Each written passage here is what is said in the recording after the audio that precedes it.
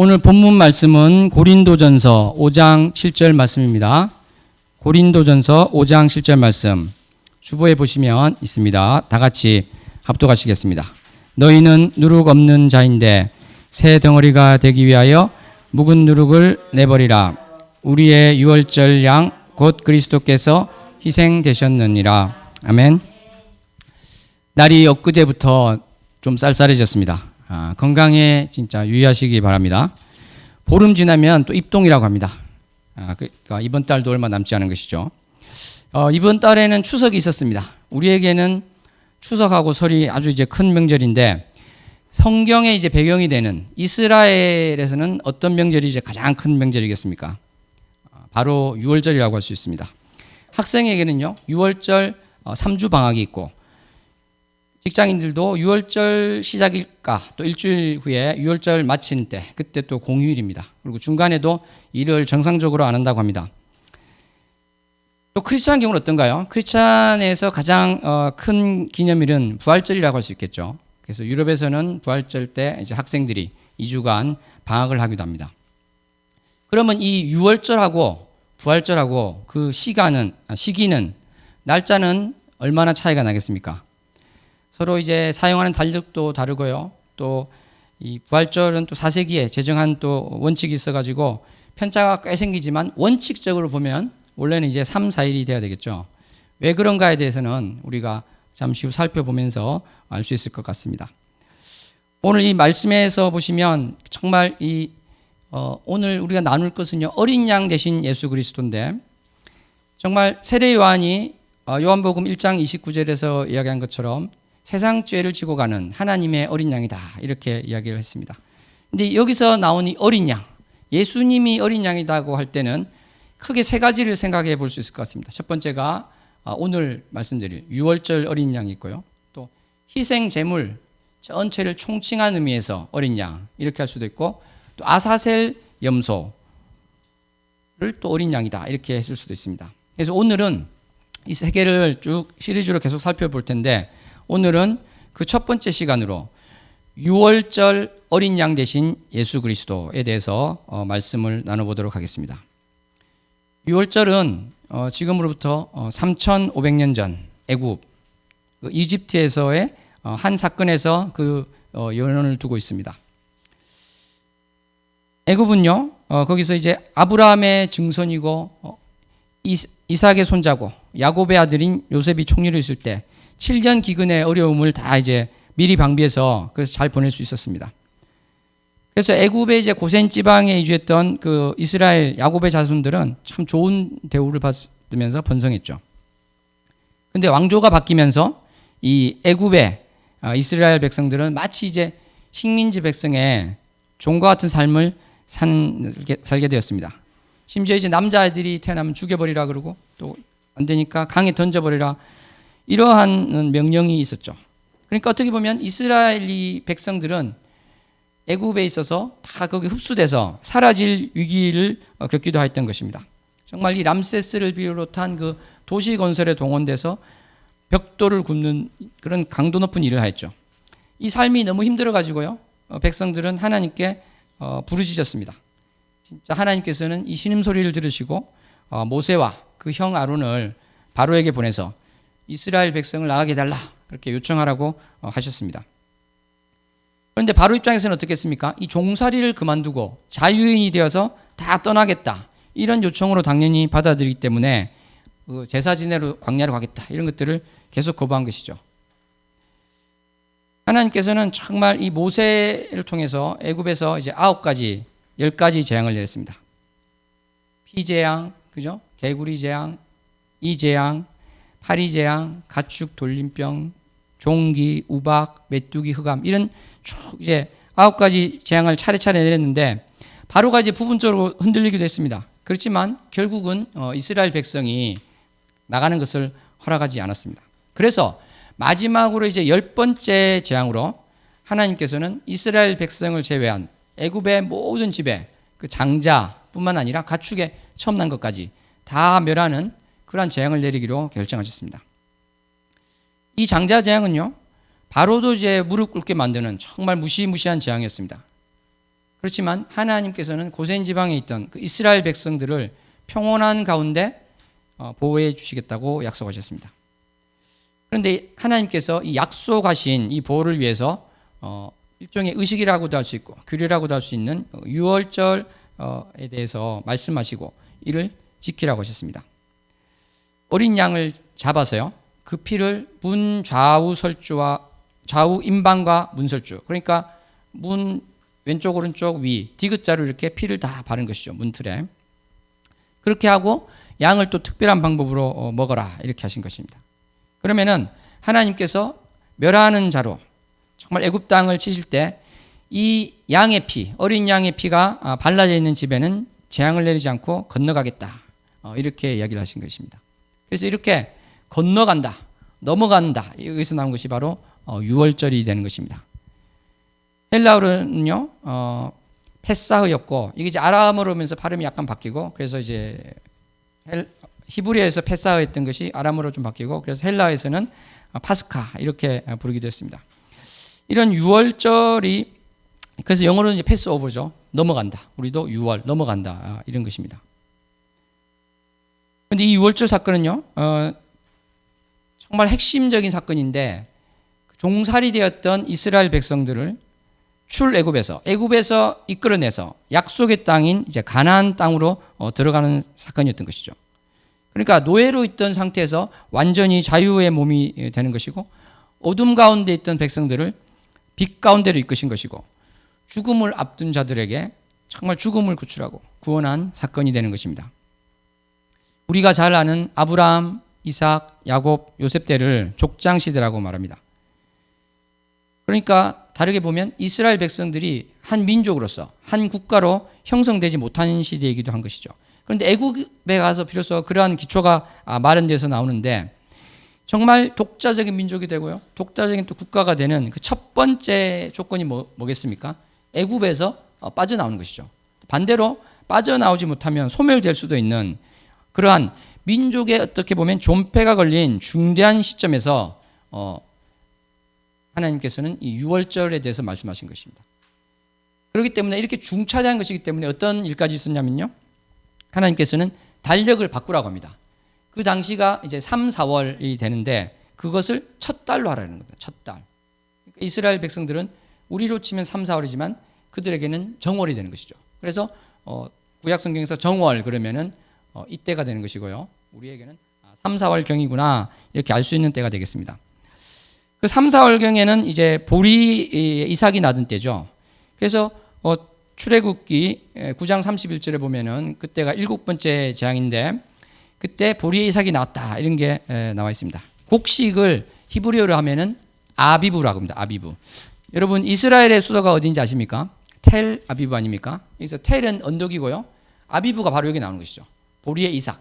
이게 나중에 이제 의미가 커져서 봄이다 이렇게 됐는데, 아비볼 그러면은 보리의 이삭 달, 우리로 치면 그렇게 되겠죠. 보리 이삭 달. 그래서 이때 그 이제 유월절 사건이 이제 나타나게 되는 것이죠.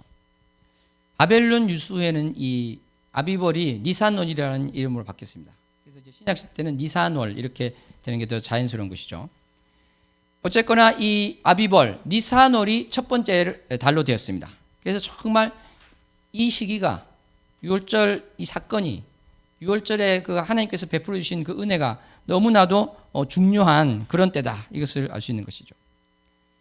그래서 이 첫 번째 달, 이 정월 10번째, 아비볼 10일째, 그러니까 지금을 보면 3월이나 4월 어느 날 되지 않겠습니까? 하나님께서 어린 양을 택하라 그랬습니다. 자발 앞으로 잡을 그 어린 양을 택해라. 양을 이제 결국은 먹어야 되기 때문에 가족 수가 적을 때는 이웃과 합쳐서 그 양을 정해라 이렇게 하신 것입니다. 말씀에 보면 나오지만요, 이 출애굽기 12장 5절에 나오는 것처럼 이 어린 양은 흠 없고 1년 된 숫양이나 숫염소입니다. 숫염소도 들어가 있죠. 총칭해서 어린 양이다 이렇게 하는 것입니다. 그래서 유월절 어린 양 그러면은 흠 없는 1년 된 숫양 또는 숫염소라는 것이죠. 이렇게 양을 택해놓고 나흘 후에, 그러니까 아비벌 14일에 양을 잡습니다. 그래서 먹는 것이죠. 그런데 이 어린 양을 잡아서 먹는 방식이 좀 특이했습니다. 첫 번째는 이제 날 것으로 먹지 말고 삶지도 말고 구워서 먹으라고 하셨습니다. 그리고 12장 10절에 보면요, 아침까지 남겨두지 말고 아침까지 남은 것은 불살라버리라 이렇게 했습니다. 그러니까 이것은 어떻게 생각하면 아침까지 남은 것이 효력이 있는 것이 아니라 없다 이렇게 말씀하신 것이고, 구원의 때라는 것은요, 그 기회를 상실했을 때는 이미 늦는다 이렇게 볼 수도 있는 것입니다. 정말 우리가 친지 이웃에게 복음을 전하는 것도 이런 안타까움이 있기 때문일 것입니다. 언제나 기회가 있는 것이 아니고요, 그 개인에게 어떠한 일 앞으로 닥칠지 모르는데 이미 때가 늦을 수 있다는 것입니다. 물론 하나님께서 정말 택하신 그 하나님의 자녀는 언제 어느 때든지 주님의 방식으로 구원하시겠지만, 그것은 결과론적으로 그렇다는 것이지 우리가 복음을 전하지 않아도, 아무것도 하지 않아도 저절로 된다 이렇게 생각해서는 안 될 것입니다. 이 어린 양을 구워 먹는 이야기를 하시면서 하나님께서는요, 또 12장 8절에 보면은 무교병과 쓴 나물과 함께 먹어라 이렇게 이야기를 했습니다. 무교병은요, 누룩이 없는 빵입니다. 당시 누룩은 이제 빵을 이렇게 부풀리기도 했죠. 그래서 이 측면에서 보면요, 무교병은 어떻습니까? 비교해서 부피가 작으니까 가지고 운반하기가 훨씬 쉬웠겠죠. 또 다른 측면에서 보면 빵이 부풀 때까지 기다릴 여유가 없는 아주 급박한 상황이다. 그래서 유교병이 아니라 무교병을 먹는 의미가 있다. 이렇게 볼 수도 있습니다. 누룩은 양면성이 있습니다. 첫 번째는 이게 부풀게 한다. 점점점 커진다. 이래서 예수님께서도 이것을 이제 천국의 비유로 쓰기도 하셨죠. 마태복음 13장 33절 어떻습니까? 한번 합독해 볼까요? 마태복음 13장 33절 합독합니다. 또 비유로 말씀하시되 천국은 마치 여자가 가루 서말 속에 갖다 넣어 전부 부풀게 한 누룩과 같으니라. 그러니까 작은 것인데 그것이 전체 반죽에 퍼져서 부풀게 한다. 이런 긍정적인 의미가 있는 것입니다. 반면에 누룩은요, 상온에 놔두면 이 반죽 전체를 또 부패시킬 수 있습니다. 그래서 아주 부정적인 의미로 많이 쓰이고 있는 것이죠. 그래서 마태복음 16장 11절에 보면 어떻게 되어 있습니까? 바리새인과 사두개인들의 누룩을 주의하라 이렇게 말씀을 하시는 것입니다. 사도 바울도 교회 내에서 악한 영향을 주는 자거나 또 그런 행위에 대해서 누룩이다, 묵은 누룩, 악하고 악의에 찬 누룩 이런 표현을 쓰고 있습니다. 그리고 누룩이 퍼진다는 것도 고린도전서 5장 6절에 보면요, 적은 누룩이 온 덩어리에 퍼지는 것을 알지 못하느냐 이렇게 이야기를 하고 있습니다. 그러니까 이런 관점에서 본다면요, 무교병을 먹는다는 것은 정말 이 정결과 성결을 유지하는 것이다 이렇게 알 수 있습니다. 그래서 사도 바울은 고린도전서 5장 7절에서 크리스찬들이 누룩 없는 자다 이렇게 이야기를 하고 있는 것입니다. 악한 것이 없고 죄가 없는, 죄가 정말 예수 그리스도에서 사해진 그러한 이야기를 하고 있는 것입니다. 그래서 이렇게 좀 중요한 측면이 있기 때문에 누룩이 있는 것을 먹느냐 먹지 않느냐. 그래서 하나님께서는요, 유월절 기간에 유교병, 누룩이 들어간 빵을 먹으면 이스라엘 회중에서 끊어진다 이렇게 이야기를 하셨습니다. 그뿐만 아니라 12장 19절에 보면요, 집에서 아예 보이지도 않게 발견되지 아니하도록 해라 이렇게 말씀했습니다. 그래서 지금도 이스라엘에서는요, 유월절을 맞이하면 집에 보면 빵가루가 있을 거 아닙니까? 그죠? 빵가루도 있고 뭐 시리얼 조각도 있고 다 그러겠죠. 그러한 것들에 이제 누룩이 들어가 있기 때문에 그것을 말끔히 치운다고 합니다. 가구 뒷도 치우고, 그러다 보니까 대청소를 하고 뭐 가구를 팔기도 하고 하는 게 아니라 내놓겠죠. 버리고 바꾸기도 하고 이런 대대적인 일이 벌어진다고 합니다. 정말 이게 안타까운 것은요, 하나님께서 하신 누룩이 없는 빵을 먹으라는 것은 이렇게 지금 이스라엘에서 하는 것처럼 가구를 막 바꾸고 대청소를 하라고 하신 게 아니죠. 어떻게 보면 그 본질은 무엇입니까? 너희 죄 없이 살아라 이런 것이 강한 것인데, 정말 죄 없이 살 수 있는 것은 그야말로 내 원죄가 해결되는 것은 예수 그리스도를 영접하는 길만이 그 해답인데, 유대인들은 그것을 모르고 지금도 어떻게 하고 있습니까? 3,500년 전 그대로 집구석에 누룩이 있나 없나 그게에만 열중하고 있는 것, 어떻게 보면 너무나 안타까운 상황이라고 볼 수 있는 것입니다. 다음으로 하나님께서는 무교병과 함께 이제 쓴 나물을 먹으라 이렇게 말씀하셨습니다. 쓴 나물은 애굽에서 종살이할 때 그 고통을 기억해라. 이런 의미라고 할 수 있습니다. 그리고 이어서 하나님께서는요, 어떻게 먹어라 이 태도에 대해서 말씀하시는데 그것이 참으로 특이하다고 할 수 있습니다. 왜냐하면은 한번 같이 읽어볼까요? 출애굽기 12장 11절 출애굽기 12장 11절 합독합니다.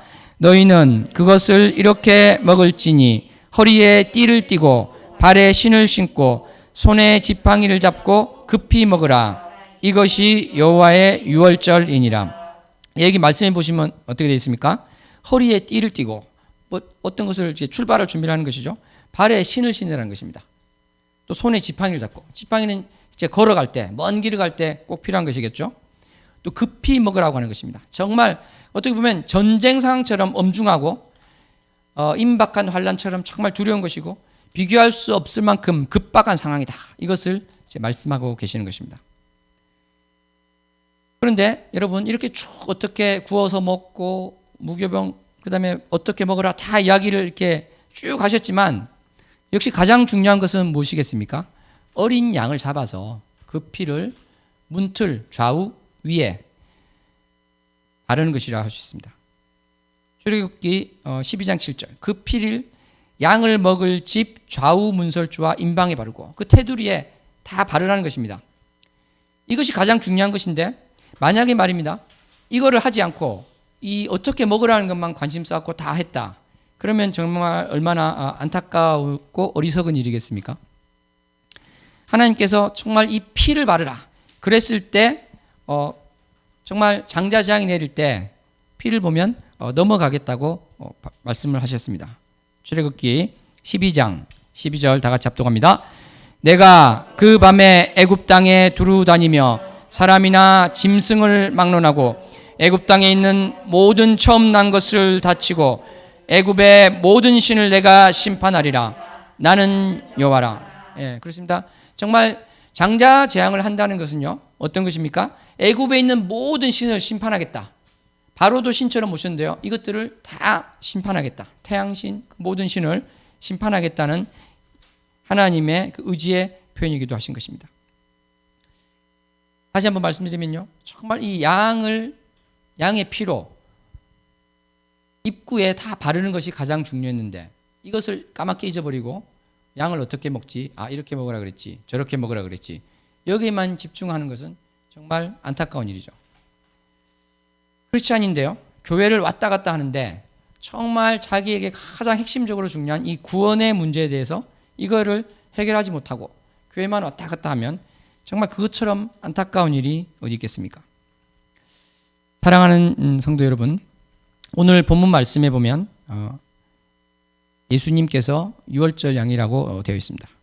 예수님께서 친히 유월절 양이 되셨다는 것인데 이를 살피기 위해서 정말 예수님께서 십자가에 달리시기 전 그 잡히시던 날 밤에 있었던 그 장면으로 가보겠습니다.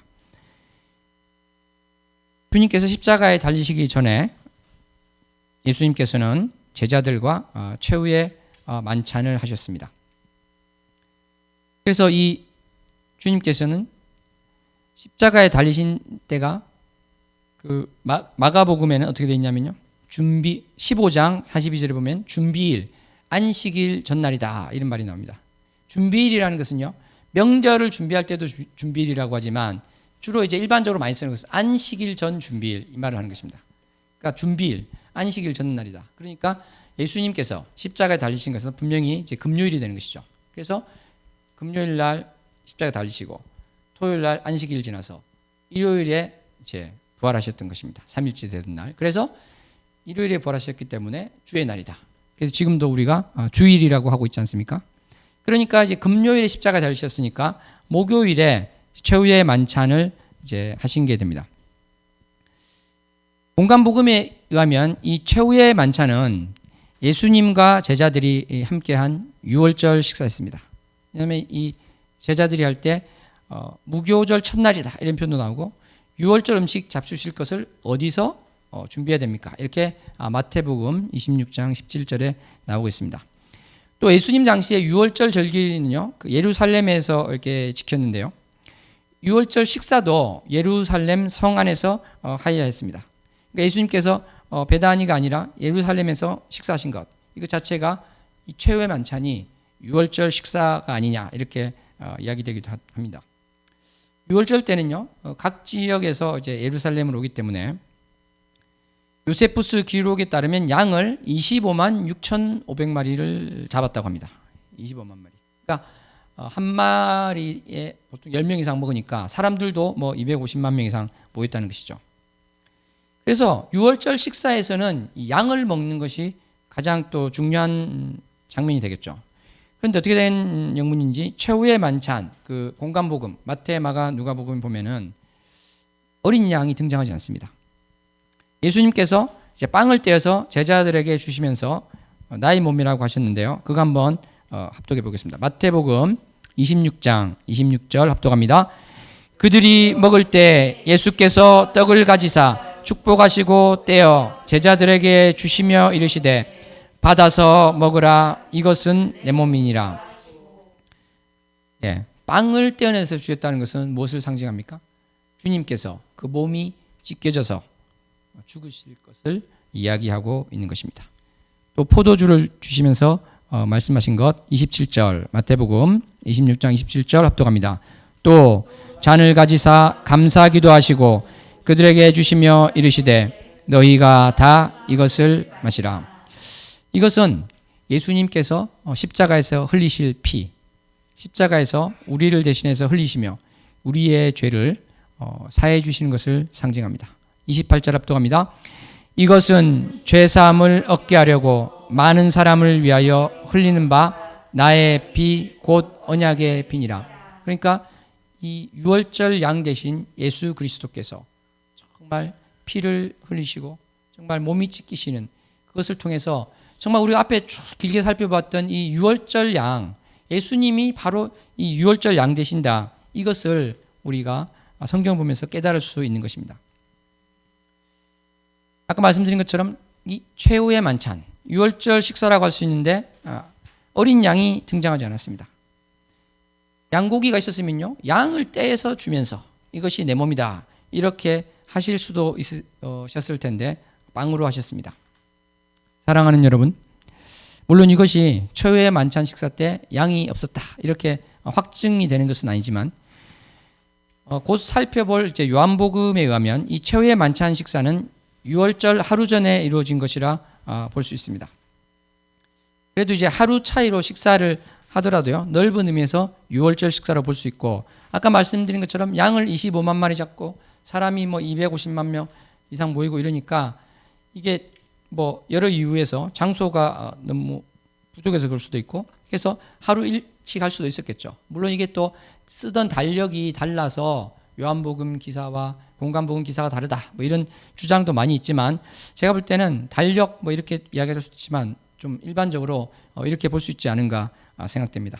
어느 경우이든지요, 이 식사에서 어린 양이 나오지 않습니다. 근데 이것을 정말 묵상할 때 그런 생각이 저에게 들었습니다. 그것은 바로 예수님께서 어린 양이시기 때문에 그런 것입니다.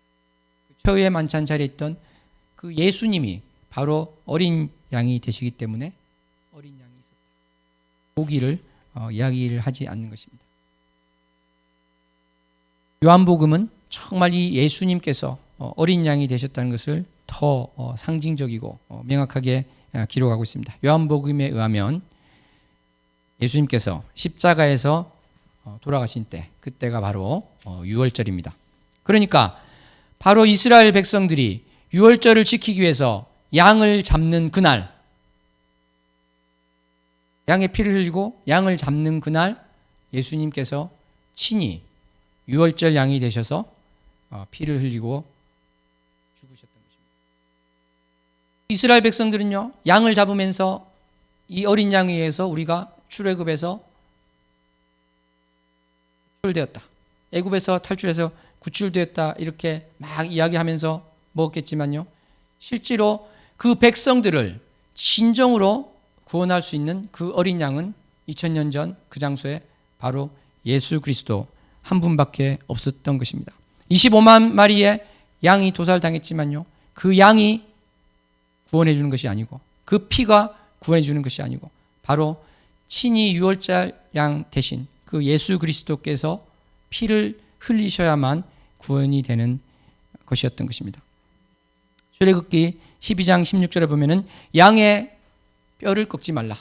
그 고기를 먹을 때 양의 뼈를 꺾지 말라고 이렇게 됐습니다. 그것은 또 뭐 뼈를 꺾어서 그 안에 있는 것을 빨아먹는 그런 것을 하지 말라, 뭐 여러 가지 이야기가 있습니다만은 중요한 것은 뼈를 꺾지 말라고 이야기를 하신 것인데, 우리 예수님 어떻습니까? 십자가에서 정말 뼈가 꺾이실 수 있었는데 꺾이지 않으셨습니다. 요한복음 기록에 보면 19장 32절 보면 옆에 사람은 다리가 꺾였습니다. 일전에 말씀드린 것처럼 십자가에서 죽지 않을 때 다리를 꺾어버리면 몸이 축 처지게 되고 그러면서 질식해서 죽게 되는 것입니다. 그런데 33절에 보면 예수께 이르러는 이미 죽은 것을 보고 다리를 꺾지 아니하고 이렇게 기록이 되어 있습니다. 사도 요한이 특별히 이것을 기록한 것은요, 바로 이 다리 꺾임을 당하지 아니하신 이 예수 그리스도가 유월절 양이 되신다, 이것을 이야기하고자 함인 것입니다. 양의 역할이 무엇이었습니까, 여러분? 죽어서 그 피를 그 문 입구에 바르고, 그래서 멸하는 자, 그 멸하는 천사가 들어오지 않게 하여서 생명을 보존하고 죽음에서 구원하는 것 아니었습니까? 바로 이 예수님께서 유월절 양 되셔서 피를 흘리신 것은 정말 그것으로 말미암아 우리의 죄를 담당하시고, 정말 내가 지옥불에 갈 수밖에 없고 영원한 죽음을 맞이할 수밖에 없었는데 그러한 나를 구출해 주시고 구원해 주시겠다, 이런 것이 되는 것입니다. 사랑하는 성도 여러분, 애굽의 고센 땅에 있던 이스라엘 백성에게 장자 재앙이 미치지 않는 유일한 길은 바로 무엇이었습니까? 어린 양의 피를 문 입구에 바르는 것이었습니다. 반대로 이것을 바르지 않는 집은 어떻게 됐습니까? 그것들은 장자 재앙이 미쳤겠죠. 가축에 처음 난 것이 죽고요, 그 집의 맏아들 첫째가 다 죽었을 것입니다. 내가 나의 방식으로 고집했으면 그렇게 된다는 것이죠. 무슨 양의 피를 문에다 바르라 그러냐. 그냥 기도를 열심히 하자. 나라님에게 돈을 갖다 바치자. 집주위를 빙빙 돌자. 뭐 이런 자기 소견대로 옳은 대로 해가지고 바로 그 죽음에서 구출받는 게 아니라는 것입니다. 하나님께서 명하신 방법, 하나님께서 말씀하신 방법대로 할 때 구원을 받을 수 있다는 것입니다. 지금과 비교하면 어떻습니까? 당시 그 이스라엘 백성들은요, 그 애굽 땅에 내려졌던 9가지 재앙을 보면서 정말 하나님께서 죽은 하나님이 아니시고 살아서 역사하시고 정말 권능의 팔을 펴셔서 여러 가지 이적을 보이시는구나 하는 것을 보고 듣고 알았습니다. 여러분, 지금은 어떻습니까? 정말 코로나로 전 세계가 엄청난 충격에 접해 있는데 이 모든 것의 주관자는 하나님 한 분이시다. 정말 하나님 한 분께 우리가 온 사회와 온 국가가 엎드려 회개할 때만 이것을 정말 벗어날 수 있다. 이렇게 우리가 결단해야 될 것인데 그러한 것을 보기가 쉽지 않습니다. 최소한 선진국, 개발도상 국가에서 이러한 일이 정말 벌어지는 게 정말 보기가 어려울 정도로 하나님에 대해서 사람들이 전혀 경외할 분으로 생각하지 않는 그러한 때가 되었습니다. 물론 몇몇 나라는 그렇게 하고 있죠. 그래서 정말 구약에 보면은 하나님께서 정말 살아계시고 여러 가지 일이 있을 때 어떻게 우리가 나갔을 때 구해 주신가가 나와 있는데 그것을 우리가 잊고 산다는 것은 정말 안타까운 일이 아닐 수 없을 것입니다. 정말 출애굽 당시에 문 주변에 어린 양의 피를 바르는 것, 그 길만이 정말 유일한 구원의 길인 것처럼요, 우리에게 정말 우리 주 예수 그리스도를 주님으로 정말 영접하는 것 외에는 다른 구원의 방법이 없을 것입니다. 그런 사람이 있습니다. 예수 그리스도를 전한다고 하면서요, 스스로 크리스찬이라고 하면서 기독교인이라고 하면서 천국으로 가는 길은 그렇게 좁지 않다. 오직 예수를 믿을 때만 천국 간다. 이것은 아니다. 천국 가는 방법은 다양한 길이 있다. 그렇게 말하는 사람도 있습니다. 하지만 사랑하는 여러분, 구원의 길은 정말 넓은 길이 아니라 좁은 길이라고 우리 주님께서 분명히 말씀하셨습니다. 길이요 진리요 생명 되신 오직 한 분 우리 주 예수 그리스도를 진짜 진정한 마음으로 믿는 것, 그것만이 우리의 구원이 되는 것입니다. 사랑하는 여러분, 우리는 정말 죽기 5분 전의 사람처럼 살아야 되지만 또 다른 측면에서 보면 죽기 5분 전의 사람처럼 살아서는 안 되기도 합니다. 무슨 말씀입니까? 죽기 5분 전에 예수 그리스도를 구주로 영접했다. 이분의 삶은 어떨까요? 5분 남았습니다. 성경을 읽을 수 있습니까? 간절한 기도를 30분 할 수 있습니까? 이웃에게 예수님을 전할 수 있습니까? 이웃을 섬기며 사랑을 베풀 수 있습니까? 정말 주님과 독대하면서 정말 친밀한 교제의 시간을 주기적으로 가질 수 있습니까? 그럴 수 없는 것입니다. 그런데 그렇게 하지 않았다고 해서 그 5분 있다 죽을 사람에게 손가락질할 사람도 없고요. 그것을 또 기대할 사람도 없을 것입니다. 하지만 내 남은 삶이 5분이 아니라면 아까 말씀드린 그러한 것들이 정말 남의 일처럼 여겨져서는 안 될 것입니다. 정말 많은 분들이 그러지 않습니까? 나는 성경도 보고 기도도 하고 전도도 하고 사랑 전하고 그런 것이 싫은 것이 아닌데 살다 보니까 잘 안 하고 있더라. 그런 고백이 많습니다. 그래서 정말 이것을 위해서 시간의 계획을 세워서 그것을 지켜나가는 그러한 방안을 우리가 또 강구해야 될 줄로 믿습니다. 그리고 마지막 덧붙일 것은요. 정말 그러한 내가 하지 못하는 것에 대한 안타까움이 없고 그러한 것을 하고자 하는 마음 자체가 없다. 그런 경우가 있다면 정말 이것은 방송 듣고 있는 분 중에 그럴 수도 있는데요. 정말 내가 가진 믿음이 진짜인가? 이것에 대해서 정말 심각하게 생각하고 성경을 무조건 읽고 정말 무조건 기도하시기 바랍니다. 정말 교회에 다닌다고 무조건 다 그 장소에 있으면 구원받는데 어떻게 이렇게 이야기할 수 있겠습니까? 이러한 것을 제가 말하지 않아서 한 명이라도 정말 지옥불에 떨어진다면 그것은 경고하지 않은 저의 책임이 되는 것입니다. 말씀을 맺도록 하겠습니다. 우리는 오늘 말씀을 통해서 정말 예수님께서 친히 유월절 양이 되셨음을 보았습니다. 정말 그 지존하신 주님께서 유월절 양이 되신 이유는 오직 하나, 우리를 죽음에서 건지시기 위한 것이었습니다. 정말 어린 양의 다리뼈가 부러지지 않는 것을 이야기하셨는데 예수님께서 십자가상에서 그것을 보여주시면서 정말 진정한 유월절 양이었다. 이것을 한 번 더 상기시켜 주셨습니다. 무엇보다 정말 예수님께서 그 유월절 식사 때 하는 그 유월절 양이 되셔서 유월절 양이 피를 흘리듯이 그렇게 흘리고 죽으셨습니다. 그 양의 그 고기를 먹는 것처럼요. 빵을 떼어주시면서 이것이 내 몸이라고 이야기를 하셨습니다. 유월절 그 양이 죽었다는 것은 무엇입니까? 거기서 대신 죽어야 될 사람 대신에 어린 양이 죽었다는 그 대속의 죽음을 이야기를 합니다. 마찬가지로 예수님께서도 나 대신에 우리 대신에 죽으셨던 대속의 죽음을 우리는 한 번 더 볼 수 있습니다. 친히 유월절 양 대신 예수 그리스도께 정말 감사를 드리고 나를 대속하신 그 크신 은혜를 다시 한번 상기하는 우리 모두가 되기를 바랍니다. 정말 출애굽 당시 그 9가지 재앙을 본 그들에게 하나님은 정말 진노를 또 내리시는 하나님이었는데 그렇습니다. 하나님은 사랑의 하나님이시지만 또 공의로운 하나님, 진노의 하나님이시기도 합니다. 우리가 예수 그리스도를 영접하지 않을 때 우리는 하나님의 그 진노 앞에밖에 설 수 없을 것인데 그것을 친히 유월절의 어린 양 되셔서 화해하게 하신 주님의 은혜를 생각하는 우리 모두가 되기를 소원합니다.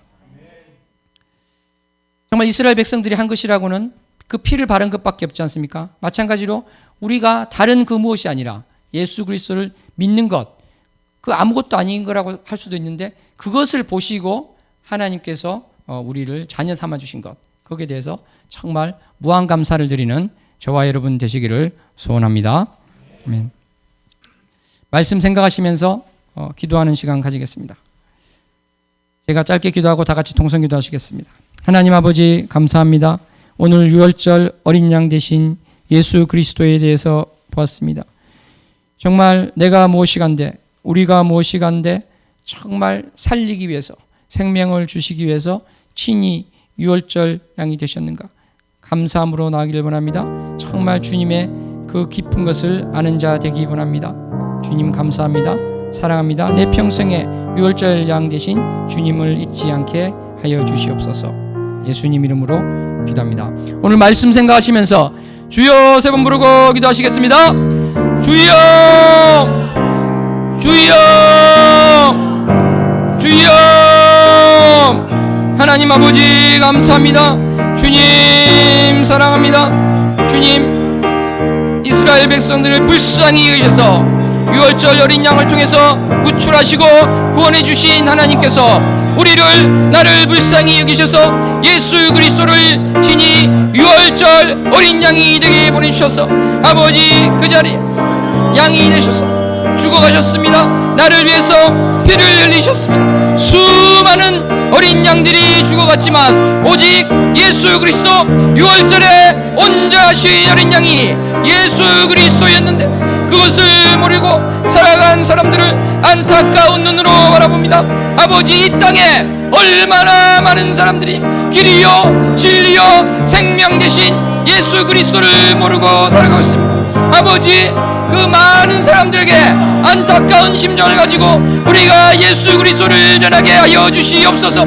이 코로나 때 힘들고 어려울 때지만 예수 그리스도를 정한 내가 나가기를 원합니다. 주님 나에게 발을 뗄 수 있는 마음을 주시고 정말 주님께서 유월절 양 되시며 죽을 수밖에 없는 사망할 수밖에 없는 나를 우리를 주님께서 유월절 양 돼서 건져내셨습니다.